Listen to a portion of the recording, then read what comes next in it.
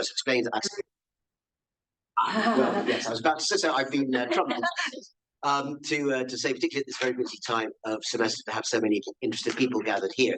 We are recording this session, so if you feel inclined to say anything that may have national security secrets, then don't say it here unless you want the posterity to know about it.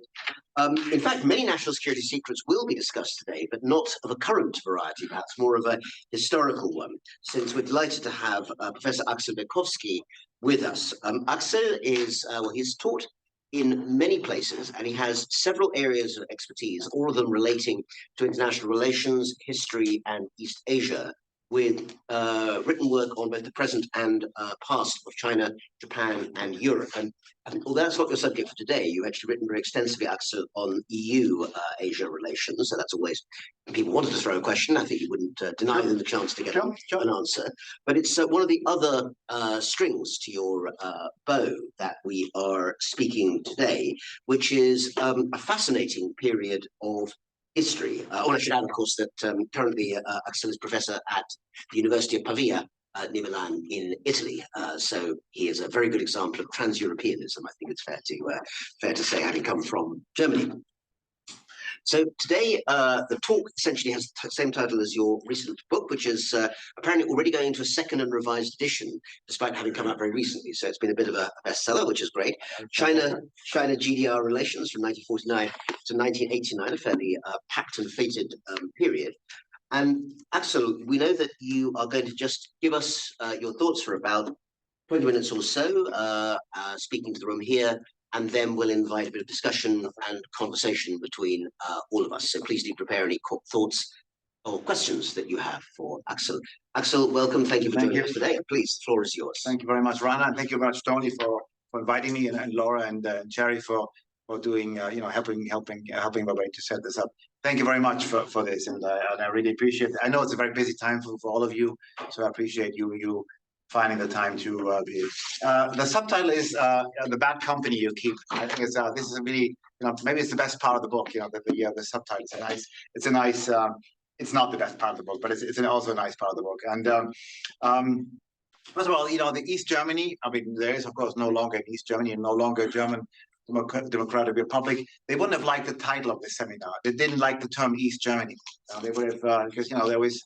Complained also to the Chinese. We'll come back to this later about wanting to be acknowledged as a second German, a proper second German state. We'll talk about this later. So they always, they spend a lot of time correcting, the Chinese interlocutors and others, of course, to reminding other countries to address the GDR as GDR, not as East Germany, not not in order not to be acknowledged as as an annex of the more prosperous, of course, all the economically prosperous democratic West Germany. So there is a lot of archive material available where East German officials and diplomats spending a lot of time remind the Chinese to use the official title. And so they wouldn't have liked the seminar today or the title of the seminar, but it doesn't really matter because the GDR no longer exists. So we can talk about them the way we want to. And this is of course part of when we say and that's important also. In the context of East German Chinese relations, the GDR also spent decades of trying to convince the government or China under Mao and also under Deng Xiaoping to support East Germany's two nations theory. The idea that the end of World War II, the establishment of the GDR in 1949 has not only been the beginning of a second German state, but of a second German nation. The idea that there is that there's a second German nation. So West Germany is the fascist, imperialist, militarist West Germany, as opposed to the peace-loving socialist East Germany. And so the idea, and that and China went along over decades, supporting that two nations theory. But then, of course, when relations with West Germany became more important, and when China was opening up economically, Deng Xiaoping, and when China was, of course, much more interested in West German technology than East German technology. The China, especially Zhou Enlai is on the record saying, look, there's only really only one German nation, China is all in favor of German reunification. I'll come back to this later. I've published this book, and because somebody had to do that, a German Asia scholar had to write that book at some point. Okay, so I did this. I published on this topic in Italy, in Korea, South Korea, in Japan, and where else? In Germany as well. Of course, a couple of articles here on the topic. I've been carrying this book around a little bit over the last 18 months. And yes, Raza is a bestseller. It is maybe a bestseller because it's a very small edition, so books have been selling very well. And the publisher, it was really David Shambaugh in Washington last year. He was always interested in that topic, and he was the one who encouraged me in the first time to publish on that topic. And he said, look, I've read your book and I really like it, but there's more to do. There's lots of additional archive material. Why don't you do another chapter on cultural scientific relations, which I will be doing, which is very interesting. I'm looking into this currently. More on the 1980s. All the archive material, especially exclusively the East German archive material is available, always has been available. There's no detention period for sources, so everything became available in 1990, in the course of German reunification. So I'm putting this together, and I'm putting out, and this is going to come out later this year. So I'll send Rana and Tony, your new copies later this year. On the material. Especially the East German material. I'm German, and I'm of course biased. I'm from West Germany, and I've read all the archive materials. I have read the archive materials. I've read the newspaper articles over the decades, and it's very painful reading. It's painful reading because I understand everything, and I think I understand everything. Of course, I understand everything very well because I am German, so I can read between the lines. So I was reading through decades of East German propaganda from the Stasi archives, from the Ministry of Foreign Affairs archives, from various newspapers, and really is are very often very repetitive, which is making things easier because there are no real comments and no editorials that would diverge from the official government opinion. But it really is.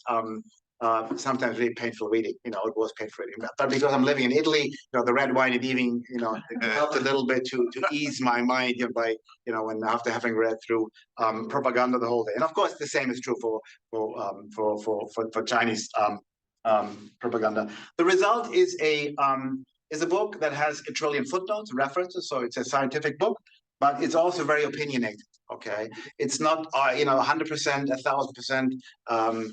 Or the language is sometimes, like you would say in the UK, it's witty. It's opinionated, but it's everything is backed up by empirical evidence. So if you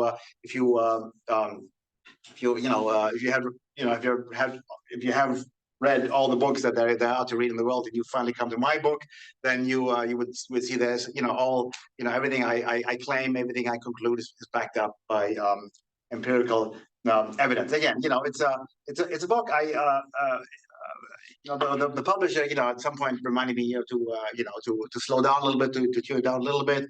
Of course, I had to make, and again, I'm not going to read this out to you. You can do this yourselves. I made it an appropriate remark in the book on the erection of the Berlin Wall, but again, that's a joke that somebody had to make at some point. But everything is really, scientific and based on a lot of archive material, and there's still archive material to be elaborated on.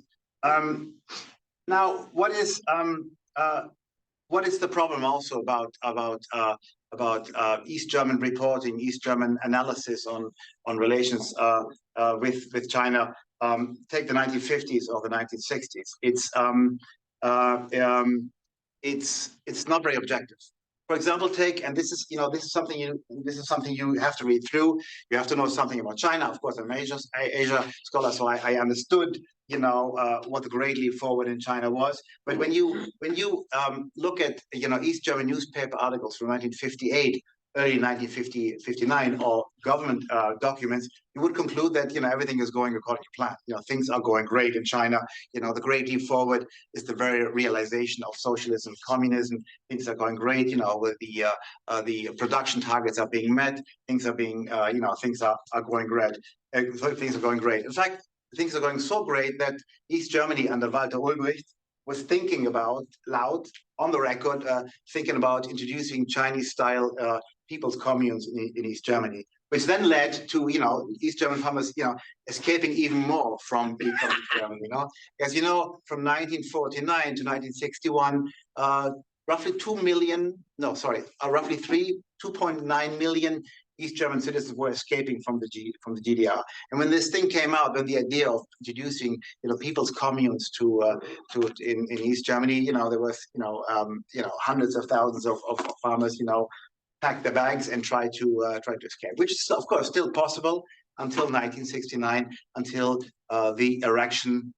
There is a better term, erection, but of course it's a very awkward term. But the building construction of the Berlin Wall. Come on, give me of the Berlin Wall, which, by the way, which is I don't know whether this is true, but it's reportedly, Walter Ulbricht, the leader of the GDR from 1949 to 1971, had the idea of building the Berlin Wall in 1956 when he was going to China visiting Mao Zedong, and when Mao Zedong told him, look, a wall is a great idea because the Chinese wall kept the Mongols out of China, which is not true, right? The Mongols, no, exactly. So it was not true, and of course, but it kept East Germans escaping from, kept East Germans escaping from the GDR from 1961 to 1990, de facto, 1989. So there you go. That's Walter Ulbricht's idea of building the wall. I have the material and also the not only the archive material but also other secondary literature, which is interesting when you look at what former East German officials and diplomats when they are giving their accounts of relations and East Germany's approach towards China, especially in the 1980s, when the GDR was trying to emancipate itself from the Soviet Union, trying to be more independent, claiming to have an independent foreign policy.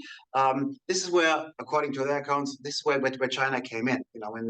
When the Soviets initially in 1992 with Brezhnev and the Tashkent speech saying, look, we need to be able to engage China back into the socialist or the family of socialist and communist countries. We should reconsider, we should resume our relations with China. This is when, and I explain to you why this is important. This is when former East German diplomats and politicians and journalists were saying, well, this is a period from 1982 until 1988, 1989, until the GDR was beginning to collapse. This is when East Germany resumed relations with China, became very active, reestablished academic, scientific context, cultural relations, political dialogue. But I think, and I think this is important. Some parts of the literature are really saying this, that this is where when East Germany became very active again, emancipated itself from Moscow. But when you look at the documents, and this is where I come in again as a German-speaking a scholar, being able to read between the lines and being able to read until the end of the documents, really not really true. Superficially, it seemed that East Germany was and the leader was no longer Honecker in it was no longer Ulbricht in the 1980s, but Erich Honecker, who governed was the last East German dictator, if you will, until its collapse, until the collapse in 1989. the East Germany using its ties with China to portray itself as a more independent foreign policy actor, independent from Moscow. But if you really read between the lines, you can always see that the GDR never really emancipated itself from Washington. Always paddled back. Always confirmed to Moscow that its attempts to re-engage with China after decades of the Sino-Soviet split was really meant aimed at, or was meant to neutralize China. Was aimed to drag away China from whom? From the US, and making sure that China becomes a socialist comrade again, and trying to drag away China from the US, and it's important, and it's interesting when you read those accounts of former diplomats. You will get the impression that the GDR was really a foreign policy actor, was a player, was a country, a proper country with an independent and proper foreign policy. But then really reality was distinctively different, I would argue, and you would get the same impression when and I've seen all of this, and I've seen all the videos, I've seen all the podcasts, I've seen all the YouTube videos of former East German diplomats of the 1990s, touring West German, or German by then, of course, was reunified, television shows, and giving the impression that East Germany was was an independent foreign policy actor. The 1980s was a period when the Soviet Union under Gorbachev was beginning to reform. That East Germany took the decision to adopt its own foreign policies, and China was very, very important in this context. And of course, until 1989, until Tiananmen Square. Until the violent oppression of peaceful student demonstrations on Tiananmen Square, offering, and this is also it's an entire chapter on this in the book, East German reaction to what happened in 1989.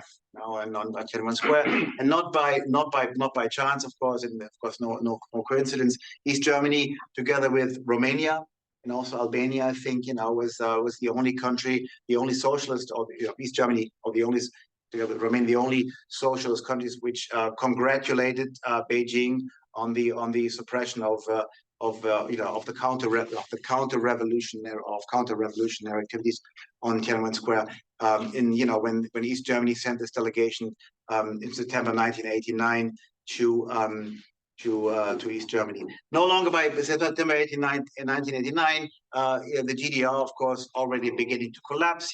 Peaceful demonstrations, marching in East Berlin, in Leipzig, and Dresden, October, November 1989. So the GDR was always, of course, on its way out already, which of course did not. And this is where my research, the analysis comes in, which of course did not keep this time Beijing's propaganda from supporting East German propaganda, saying, look, yes, it's a bit of a problem, where we see that there are some problems in the GDR, but socialism is not dead. It's going to continue in the GDR. This is not over. And when you look at the Chinese Chinese newspapers reporting from East Berlin in October, November 1989, you would really get the impression, or the false impression, that everything was going not according to plan, but there were some problems. But certainly, you would not get the impression that the GDR was collapsing. Then, to wrap it up, end of 1989, it was clear the GDR was collapsing. All of a sudden, China was in favor of German reunification. All of a sudden, China or Beijing was not only in favor of German reunification, but claimed to have always been in favor of German reunification. Claimed to have always supported, West Germany's interpretation of the fact that there might be two German states, but only one German nation. And trust me, I've worked as an intern, as a very young student. I've worked for East German television during my university studies, And I can assure you, it really was one German nation, because people in East Germany, right after German unification, started to clean their cars on a Saturday morning. This is what East Germans, or this is what the Germans do on a Saturday morning. So it was evidence that there really is only one German nation. But it became very clear. Well, it didn't become very clear, but all of a sudden in Beijing, even at some point, not very insistently, Beijing even wanted a table, at the table of the big players of the US, France, Germany, the two Germans and the UK. During reunification talks, there was even an attempt by Beijing, to be part of German reunification talks, which of course was not accepted. But then, China saying on the record that China has always been in favor of German reunification, which, and again, this is why my research is coming in, which of course could not have been any further away from the truth. Mao Zedong, of course, is very much on the record of having been deadly opposed to Willy Brandt's Ostpolitik, saying that Ostpolitik is aimed, of course, at Mao Zedong and in China, and that dividing the social world is aimed at supporting the revisionists in Moscow, so on. And so forth. I think that's for me enough for the time being. Absolutely. Thank you so much. Well, thank you so much for a fascinating set of thoughts. Various things come up, and if I may, I might just put a couple of things to you. First is, what were you doing working for East German TV during? Was this a kind of school days holiday job? Yeah, no, it was interesting. It was like a cameraman for Aktuelle Kamera. Something like this, yes. It was 1989. I was a student. I was studying, Asian studies and political sciences in Germany. And lots of East German journalists, they were just leaving the country. Okay. And they're very short of journalists. And I wasn't a journalist, I was a student, but I was applied for an internship at various East German television, local East German television stations. And I was, doing local services, which was very interesting because, you come from West Germany, towards East Germany. People are very nice. People are very friendly. This socialist, feeling of, this leftover of East German, all sitting in the same boat, being governed by an oppressive regime. But the level it was interesting, and so that was my experience in East Germany. Sure, I'm of course very biased. And then you can we're just fascinated about how you got the job. A couple of questions, if I may, about the substance of these fascinating areas that you've put together. The book itself, clearly, as that suggests, covers 40 years, but you've concentrated mainly on the very last phase of the Cold War. So let's, put that into focus. Sure. I would like to hear a bit more about what these leaders, German leaders and the archives, are saying about economic policy. The reason I ask that is this, and I wonder if you have kind of names and maybe a bit of detail, maybe even the odd quote or something. Because if we think about what's most different in terms of the development of socialism in the 1980s in China and in much of Eastern Europe, it's these differing parts. Essentially, my own former student, and wonderful former student here, Julian Gewirtz, now in Washington, wrote a great book, Unlikely Partners, about economic advisors to the reform era Chinese governments. I'm sure you know.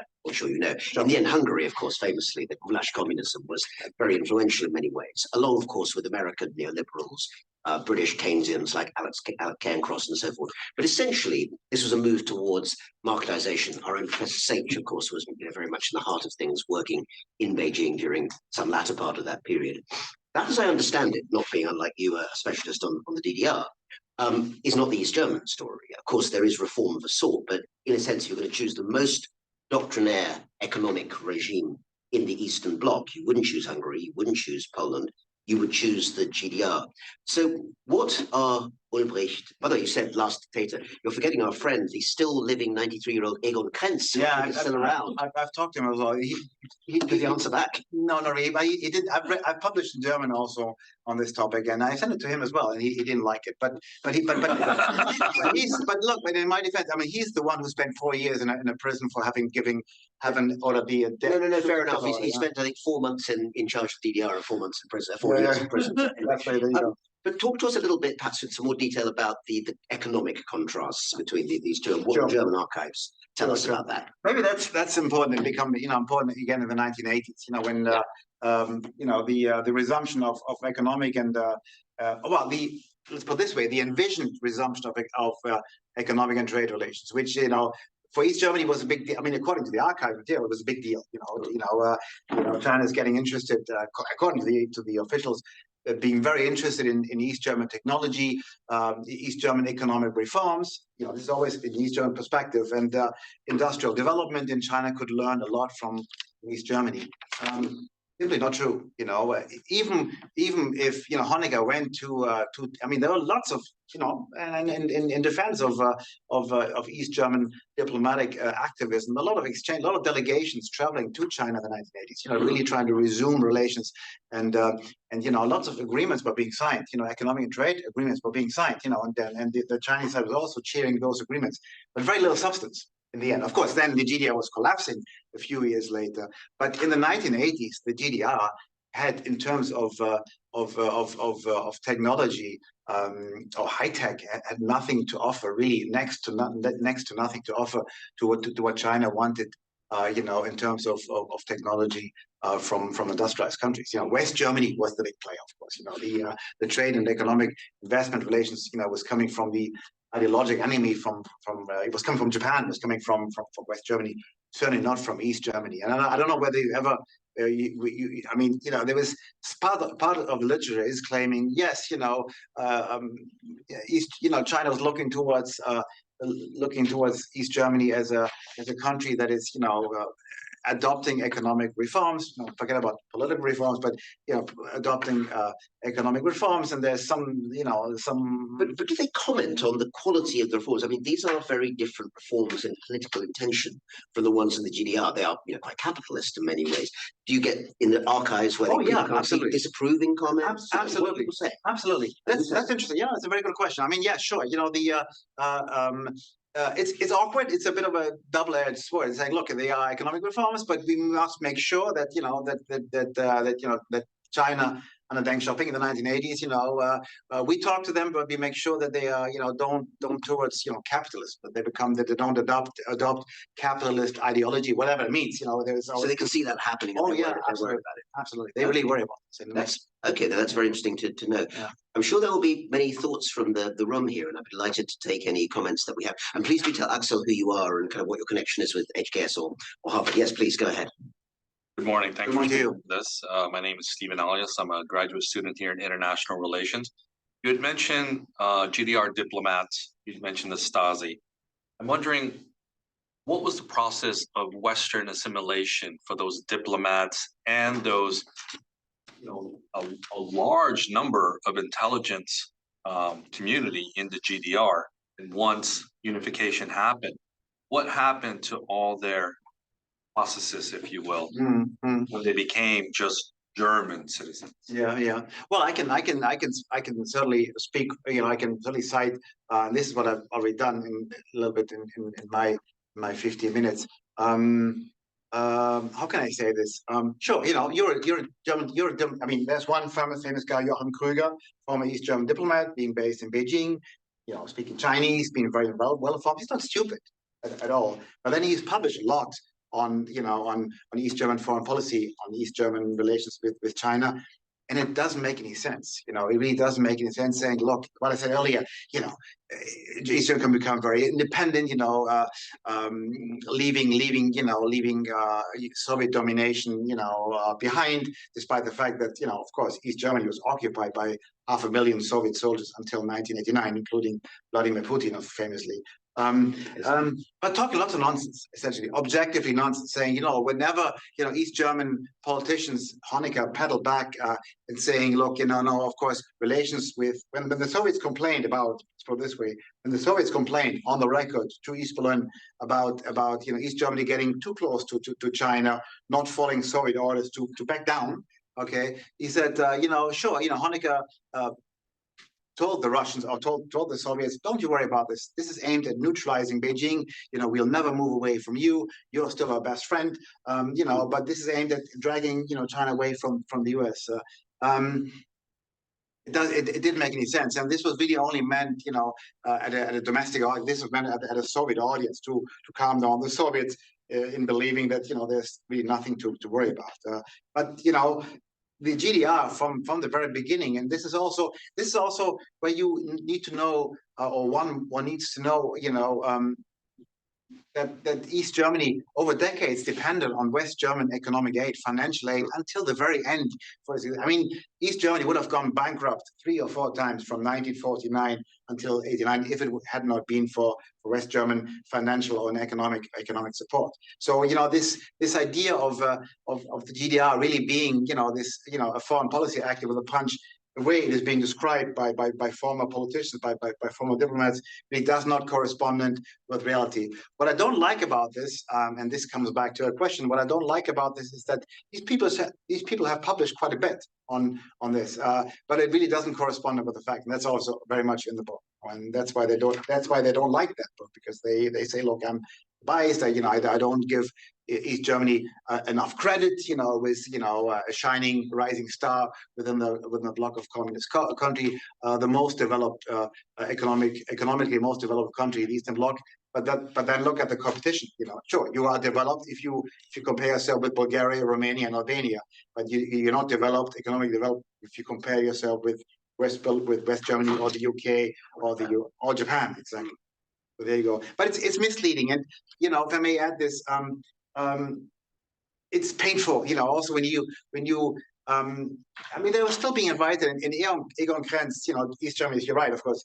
Last East German leader, he's still writing books about this. Right? And I say books because these accounts, these false accounts of objectively false accounts, and I take all my bias, I really try to be scientific. These are self-published books, presumably.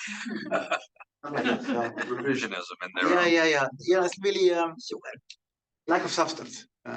Drove me nuts. It's still driving nuts, but it's very good. Right, so many questions. Yeah, Tony first, and then there's 2 comments and then 1 question. In the when you're sort of expanding to look at the educational scientific exchanges, I mean, I was working in the Netherlands when this was happening, and had a lot of interaction with West German scholars. And one of the things I remember they really focused on a lot was trying to sort of salvage the careers of some of the East German China specialists, who of course were under investigation at the time. Some were being arrested. And they felt that, some of their academic work actually was reasonably credible. It's not so much a question, but it was just something I remember happening. Yeah. On the China then wanting sort of West German and Japanese technology, did you see any interest at all in East German technology? Because in some ways, a lot of what China was operating on was actually 1950s, 1960s East German plant. And you might have seen a logic that if they wanted a sort of interim upgrading, it might have been better to have sort of gone with whatever East Germany was tinkering with, rather than West German technologies that they really didn't have the infrastructure and system to deal with. And then the third thing I wondered, as you sort of were tracing the arc of accepting or not accepting and trying to be convinced on the 2 nations theory, and then later saying, we've always supported one Germany. Do you see in that references from the Chinese side to how they're thinking about Taiwan? Yeah, I've got to say, of course. Yes, of course. I should have mentioned that. That's, sort of the, yes, thank you, Tony. Question number 2, yes, of course. When Germany, was in the process of reunification, but it was a done deal de facto, then of course the propaganda, if you will, if you allow me to say so, from Beijing was, exactly going to that direction. The way, Germany reunified will be, the way, China will be reunified one day. Of course, that became part of the propaganda. It sounded always a bit ridiculous, also when when you have looked at how China was, going back and forth on one nation, 2 nations, and standing in the way of Chinese West German normalization in the 1960s, when we were simply negotiating the Berlin question, whether Berlin would be part of a trade agreement between China and West Germany. So, and then all of a sudden, if you will, 25 years later, hearing, we've always been in favor of German reunification because this is the way China will reunify or will with Taiwan. That didn't happen. That hasn't happened yet, clearly. But that was the sort of propaganda the propaganda that suggests that there's a similar case going to happen in China. The first issue I haven't looked at. That's a very good question. I should and I will take that into account when I don't have a proper chapter on trade and investment relations, but I do know, and there's something in this book as well, that in the 1950s, and right before the Great Leap Forward, lots of Chinese orders, being made in like you said, being made in East Berlin, and already in the late 1950s, and there's lots of complaints also from East German politicians complaining to business managers in East German companies that they were not able to keep up. Lots of Chinese orders, and East German companies being very late on delivering those parts because of these enormous inefficiencies. And again, that's not me being biased, but that's reality, maybe a little bit. But being very, very inefficient, not being able to sell to China what China needed in the late 1950s, right? And of course, sure, when then you fast forward to the late 1980s, and especially, when there was the idea that or again the idea, because East Germany always talked a very big game. When you look at the number of trade and investment agreements and the sort of technology that East Berlin was planning to deliver to China, I had the impression that they really fooled China into believing that there's something of added value to the Chinese economy, or to the development of the Chinese economy. But really look at the trade and investment figures and look at West Germany invading mainland China, invading mainland China economically. This is where the money was coming. Look at West German, very conservative Bavarian politicians, Franz Josef Strauß, the Bavarian guy, traveling to China a couple of times, and this is the beginning. This is the result we have today. That roughly 40%. This is where my modern EU-China stuff is coming in. 40% of EU trade between China and the EU is taking place between Germany, West Germany, or Germany. Sorry, no longer East Germany there. But in the Wandlungshandel, it didn't really happen. It didn't really work either. But this is where the 1970s, 1972, 3, 4, 5, 6. This is where East Germany was really setting up links, and Mao initially, and then after Deng Xiaoping, setting aside ideological differences in favoring economic and trade relations. But already in the 1950s, sure, China, of course, of the late 1950s, very, very different from China, or the reforming China of the 1980s. But already East German companies not being able to keep up. So there's a myth, certainly a myth about East German economic efficiency, and I've seen, I'm still relatively young, you're middle age, older than, I've seen, in the days West Germans were allowed to travel to East Germany, at least for a day. When you go to Berlin, you had to cross, East Germany, to go to West Berlin, and you saw, East German infrastructure, industrial infrastructure. It was really very much outdated. And of course, large parts of East German infrastructure was being dismantled by the Soviet Union right after the end of World War II. So the starting point was very, very low, and they never really recovered. And trust me, if you don't trust me, check out the figures. The number of times that East Germany, the GDR, had to be bailed out by West Germany. It's more than 3 or 4 times. It would have collapsed even earlier.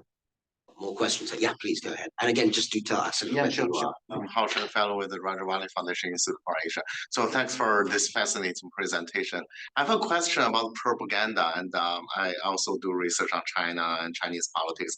So I have this question on propaganda. So, like, based on your research on the GDR, like, who was the main audience of this propaganda, and do you see that vary across different time periods? So yeah, that's my first question, and following that, so I have a specific question about Great Leap Forward, and it's very interesting to learn that, like, for the GDR perspective regarding China's Great Leap Forward, you mentioned that they even think about learning that, and because at the same time you see, like, in Soviet Union, the attitude was very suspicious and skeptical. Yeah, skeptical. So like you see that difference. So like why is that? Sure, sure. Yeah, Okay, thank you. Thank you very much for your comment. Yeah, that's 1950s, and that's and that's fascinating because I looked at the Great Leap Forward story. Yes, 1956, 57, Khrushchev being very skeptical already about always being, and why was he skeptical? Because he oversaw, Soviet collectivization in Ukraine in the 1930s, early 1930s. So he knew this is not a good idea, to put it this way. Put it bluntly, a very bad idea. This is not working. Of course, very quickly it didn't work. But the East German journalists, and I've spoken to some of them also on the ground, to a retired journalist, saying, look, why were you reporting on, why were you, jumping on board on Chinese propaganda, reporting that, saying that this is the very realization of socialism, things are going great, millions and millions of tons of steel are being produced, agricultural production is going great, so on and so forth. And then you see, when you look at this is where the propaganda thing comes in, and look at all the East German newspapers, 4 or 5 of them. I've seen all the articles, and all of a sudden, this enormous shift. Then of course the Sino-Soviet split is beginning late 1950s, and then all of a sudden, a good turns to bad very, very quickly, saying, that this is, of course, it was no longer able, they were no longer able to hide. East German embassy in Beijing was beginning to report, also look, reporting back to East Berlin, saying, there is a problem, there are famines, things are not going great. Of course, before, when there were already famines in China, East Germany was still reporting back to East Berlin, saying, look, everything is going according to plan, according to what we read in the newspapers. But then, this sudden shift, of reporting on the Great Leap Forward, and of course it was very difficult to hide things, but of course the Sino-Soviet split also came into the equation. Fast forward to the Cultural Revolution, and that's also interesting when you read. When you look at East German reporting on the Cultural Revolution in 1966, 1967, the problem was not the terror or the Red Guards. The problem, according to newspapers, was not the killing, the torturing, the arrests, and the Red Guards terrorizing the country. The problem was the wrong version of communism. I've not found a single article in, maybe I should look again, but I've not found a single article in German newspapers saying reporting on the killings, reporting on the torture. No, it was really China going into a wrong direction, applying the wrong version of socialism and communism. Very, very awkward, and I maybe I should look again, but very awkward. So it's not really, maybe it's a lack of information, of course, and the access of East German, journalists to sources was limited. Yeah, I've got a question there. To follow up on that point Sure. in particular. I mean, I remember looking at one of the museums of socialism that we get in Berlin today, recalling almost kind of austerity as they call it. There's one pretty unrepentant official of the old DDR regime who just says, it's this kind of statement of fact, really. Mir war die DDR gar kein Unrechtsstaat. For me, the German Democratic Republic was never a dictatorship. And that's a statement in his mouth about the way in which he formulated politics and democracy and these sorts of ideas. So when you say the wrong type of socialism, this is a question that intrigued me. What are rival socialist regimes at this time saying about each other's formulation? We as, quotes, liberals, sit and we critique from a particular viewpoint, which at least for a while looked like it was becoming dominant. These days, I'm not so sure. But that to me is less interesting, and just because it's been more widely done, than the question of how they critique each other. Yeah. What do these newspapers say about what is wrong with the Cultural Revolution? Okay, all right. I don't know, and that's important. I really don't know, because I've looked at all the archive materials and the newspapers, but there are of course never any explanations really. Why this is wrong, where they're going. Look at Chinese newspapers. Look at all the decades of Maoism. Nobody. Can you define Maoism? Can you define Mao Zedong? Thought. How would you define Mao Zedong thought? How would you define today Xi Jinping thought? There are really this lack of definition. That's certainly. Or maybe only me not understanding, but I did understand, and it's never really a lot of slogans, a lot of sloganeering, the wrong version, a bourgeois version of socialism, China moving towards becoming. So the Cultural Revolution is being condemned as a bourgeois version of socialism. I mean, that's quite an indictment in and of itself. And really strange, and but the lack of details, and of course, I've seen all the newspaper articles.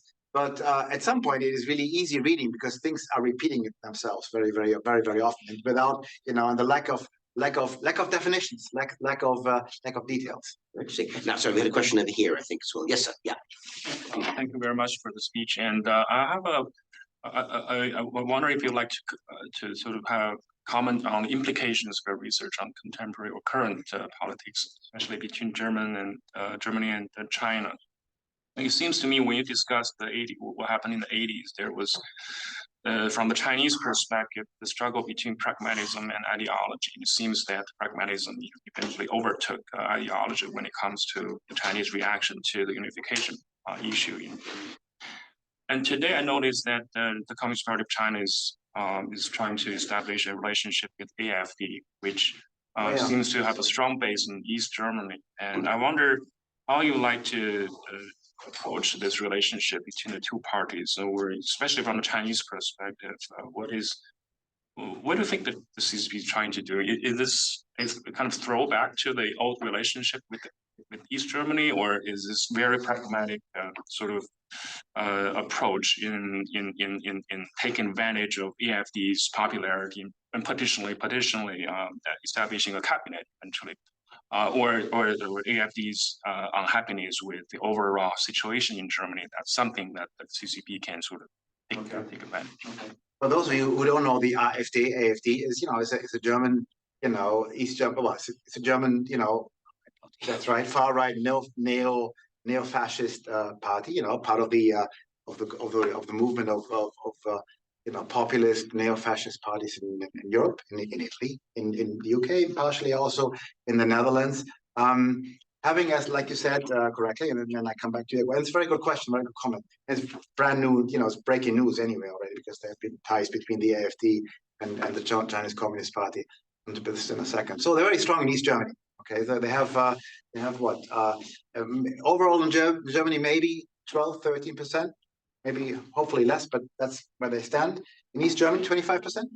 It's a bit of a part of this, what Rana mentioned, this nostalgia issue, fear of globalization, anti-immigration, which is funny and ironic because the proportion of foreigners or Muslims living in East Germany is East Germany is very, very low, so we'd have no complaint about being overrun by foreigners in the first place. But it doesn't matter, like it doesn't matter for other populous countries, parties in Europe. It's a very awkward story, I have to say. It's part of, in my view, I might be wrong. It's part of an attempt by the Communist Party to infiltrate itself in Western democracies. The AfD, a right-wing neo-fascist party, should, on paper, not have relations with the Communist Party. And the same, of course, goes for Russia. The same accusations are being made, and there's evidence for this already. So it's not it's not a story that has been made up. Very, very close ties of the AfD with Putin's Russia until the present day. But the China story, is new to this. I don't know, and that's with respect to the Communist Party in China, I don't know whether the Communist Party really understands what the AfD is. So otherwise, my guess is, I don't know what the colleagues have to say on this, but if they understood what the AfD is and what it stands for, they shouldn't be trying to hook up with the AfD. But maybe it's the only game in town for China as far as Germany is concerned, because there is, of course, a growing allergy against the Communist Party. The idea of de-risking ties with China, of decoupling from China. And it's very, very difficult today. But there are still lots of China apologists running around in Germany, business lobbyists, but not so much among politicians. So it's very difficult, without judging, very difficult to be pro-China in Germany today. Okay, and maybe I don't know. It's an awkward story. Maybe China is thinking that they can invest some resources into smooth talking the AfD in spreading Chinese propaganda on behalf of the Communist Party. But I think that's a bit of a lost cause in my view. But it's awkward. It's an awkward story. Thanks very much, Axel. Yes, Yeah, sorry. My name is Hong Zhang. I'm a postdoc here. And apologies if this already covered in your earlier speech because I was late. No, sure. Yeah, but I was very curious about how the pro-democracy movement in China in 1989 was discussed in East Germany at that time, considering that a number of very profound changes were underway, including the Sino-Soviet resumption of relations, and also in the neighboring Poland, there was starting to be elections in June. And also related to what you were saying earlier about the kind of cautious attitude towards economic reforms in China in the 80s. So all these combined, how was the movement discussed and understood in East Germany at that time? I should have mentioned this, of course, and this is one of the key words of 1989 in East Germany, the Chinese solution. The authorities when the Chinese solution, responding to demonstrations with violence. This is what the authorities were thinking about doing in October, November 1989. But then things of course very differently. Honecker was ill, so we reacted very late to this. And Egon Krenz, by the way, he said that he was very much, opposed to the Chinese solution, and then he was the one who ordered, the police and the military not to shoot in the crowds the way Li Peng ordered the PLA to shoot in the crowds in 1989. East Germans demonstrated. That's comes back to your question. Yes, and that's an important part of the East German Revolution of mid-end 1989. Demonstrated in front of the Chinese embassy, also of course in Berlin, against what the authorities did in May, June 1989 on Tiananmen Square. So it has been, and of course, the Chinese solution thing was always hanging above the heads of those who demonstrated in 1989, in October, November 1989. So, it was something that the authorities did indeed consider, and of course, not by accident. The East German delegation was the first delegation to congratulate Beijing on its successful policy to suppress the CIA inspired counter-revolutionary movement on Tiananmen Square, which of course nothing could have been further away from reality. But China was on the agenda. It was certainly a part of the agenda. And the Stasi, and again, this is where the new Staatssicherheit, so German internal security, they looked at this very, very careful, in a very careful manner, very carefully, looking at. And I've seen all the reports about, East German Stasi reports about, East German demonstrators. The Protestant church was very, very prominent. So church. Was probably a bit more difficult to attack than normal, East German protesters. Church having, an important role in facilitating, helping to the regime to collapse in 1989. But these long lists, Germans like lists. Germans like to put people on lists, as we know. And so there's these long lists of, I don't know whether you've seen the film The Life of Others. This is how it's a great film. But this is how it worked. And I've seen the documents. 22 subjects going to the toilet. He's coming back. You come back. A long list of who's doing what in front of the Chinese embassy. I mean, this is why I said it's painful reading. And sure, it's easy reading, and I'm making fun of this in this book, and this is why I said this is not always very scientific, but it's you're always tempted to make fun of this, right? And then of course there are these things. But yes, China was certainly part of the agenda. Absolutely. Thanks, Axel. Any other questions that anyone wanted to get in at all here? Could I follow with one, perhaps last one, which might be a good way to wrap up thoughts here, Axel? You've given us a tremendous amount to think about, and it's a fascinating relationship.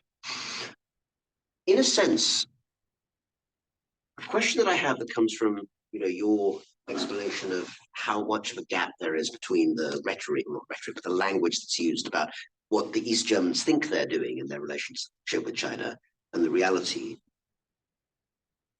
What is the importance of the relationship between East Germany and socialist China?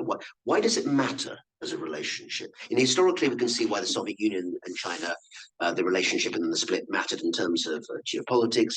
As I said, in a smaller way, but I think very important, thinking about 1980s Hungary and China matters because we know that Janusz Kornai and these other economic figures that Wirtz writes about helped to influence this sort of late Cold War version of Chinese socialism before the collapse the Berlin Wall. We can also know from what people have written about 1956 that actually in Poland also you have these sort of demonstrations, which we know the Chinese Politburo, in a weird way, used to sort of push back against the Khrushchev and use them to criticize Soviet revisionism. So it matters for ideology.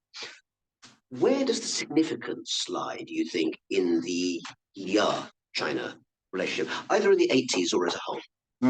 Well, I mean, good relations with China. Thank you for the question. Good relations of China were being ordered, right after 1949. The alliance between the Soviet Union and China, and good relations with the socialist brothers. It was ordered. A lot of activities going on, of course, in the 1950s. Lots of Chinese literature being introduced into East Germany. Chinese friendship associations. Fascinating history of all of a sudden, in the very provincial. That's interesting. East Germany is a very provincial, Germany is today still a very provincial country, but all of a sudden, it's a big claim. It is. I can say it. I'm German. I'm talking about national security laws. It's a very provincial country, very far away from China. But all of a sudden, you had, this China wave. What is also interesting, and a colleague of ours, Gwen Slobodian from Boston University, he's written on this and saying that.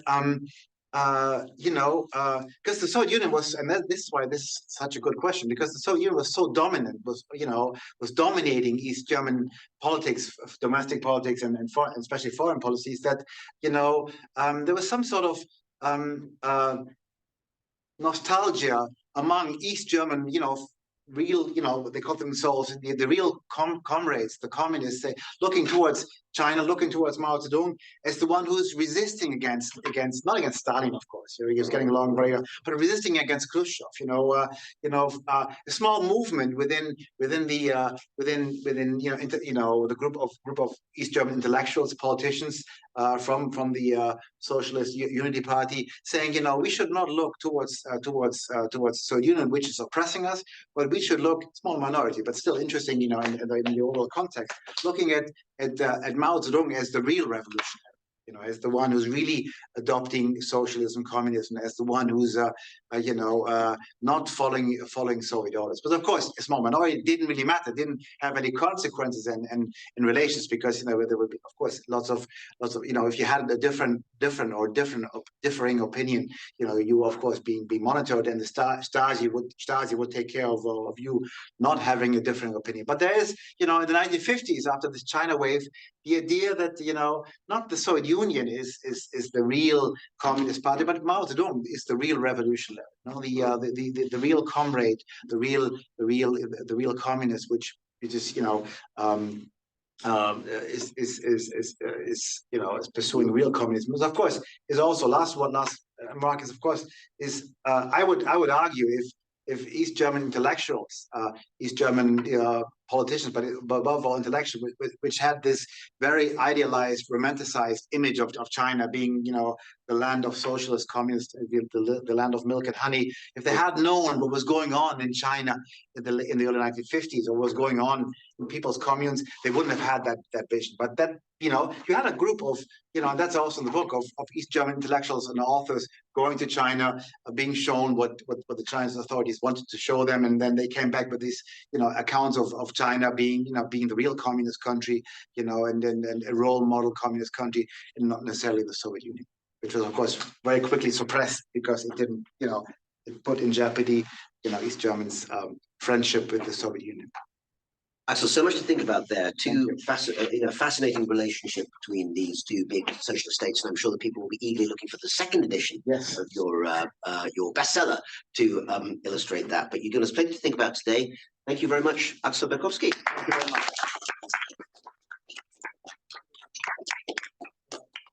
Thank you very much. In my defense, I rewrote I should never do it. I rewrote my remarks tomorrow morning, today at 6 o'clock, at 6 o'clock at Dunkin' Donuts. I had different remarks.